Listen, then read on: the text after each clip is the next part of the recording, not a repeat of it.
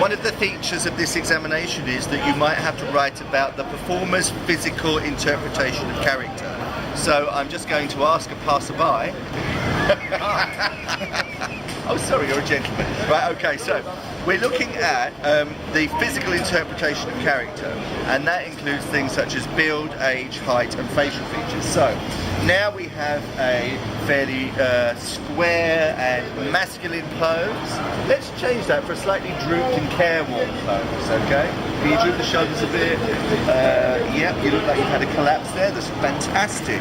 All right, now I want you to suggest very old by your physical posture. Yeah, that's really overdoing it very badly. Thank you so much. I'm such an old man.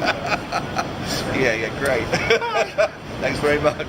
So, physical interpretation of character involves a variety of things. So, for example, your physical build.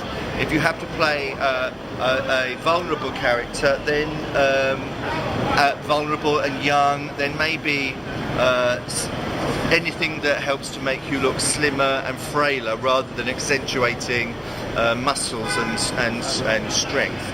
So we try to make you look less strong and capable. We want to make you look more vulnerable. Your height. If we want to create things like, for example, if we want to create a sense of comedy, if you're playing opposite somebody who's very short, then we might try to make you taller by putting you in platform boots or giving you a high hairdo or a big hat or something like that. So what you do is you accentuate features. So if you have a look at that character there, right, there's a lady there and she's playing, oh, you didn't even move the camera, did you? Brilliant. So let's wait for her to come out, and then when I do that again, oh no, she's going to be forever, isn't she, getting her food? Well, we'll video somebody and sort of cut her in. So if you wanted to have a look at that lady there, she's playing Minnie Mouse, and they've chosen to make her very short. Well, no, she is very short, and they've chosen to cast her as Minnie Mouse. That's appropriate. You don't want really a Minnie Mouse who's 17 feet tall, because it wouldn't work. So stature is an important thing. So height, stature is an important thing when you're casting somebody for an appropriate role.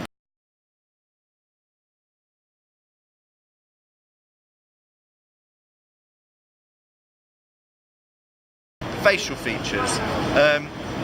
If you are casting somebody for facial, if you're casting somebody with a particular sort of facial feature, if you're supposed to be playing an upbeat character, then it's not a very good idea to have somebody who's got a very sort of sad face in repose. Some people in repose have a happy face, and repose means resting. So when you're not thinking of anything particular, when you're not acting anything specific, you know, having your face in repose, having your face rested. If you look sad, then that doesn't really work for comedy, does it?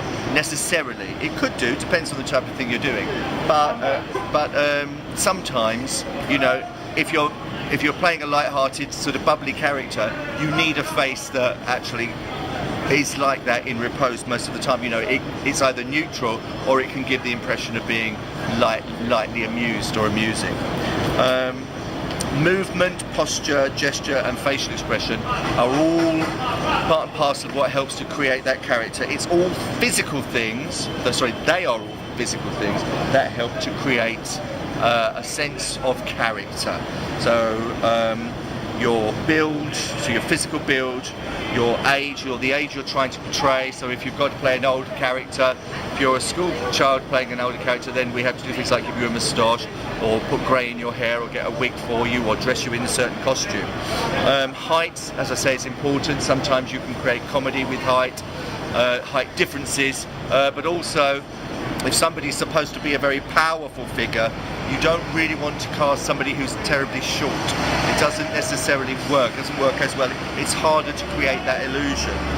Facial features, movement, positioning. So your movement, the way a person moves. If you are, it's a noisy place, right? Okay. If you are supposed to be quite old, you don't tend to move as fast. When you sit in a chair, you sit down more carefully. You don't sit down very, very quickly if you're old. Older people are more careful about how they move. Whereas if you're playing a young character, then it is entirely likely that you are going to have faster movements. You're going to be a little bit more careless in the way you move. Not necessarily because you yourself are like that, but if you're playing that younger part, you're going to do that to try to show that aspect of your characterization. Gesture, the type of gestures your character uses. Well, gesture is something that can tell people what nationality you are, for a start. For example, Italians are well known to be use gesture very much. They use their hands very much when they're talking. Some people don't use gesture as much, some people use it more, some people use it less. But gesture is a way of communicating energy, pace, importance, a rhythm to something, whatever it might be. Gesture is used to help us in putting over understanding.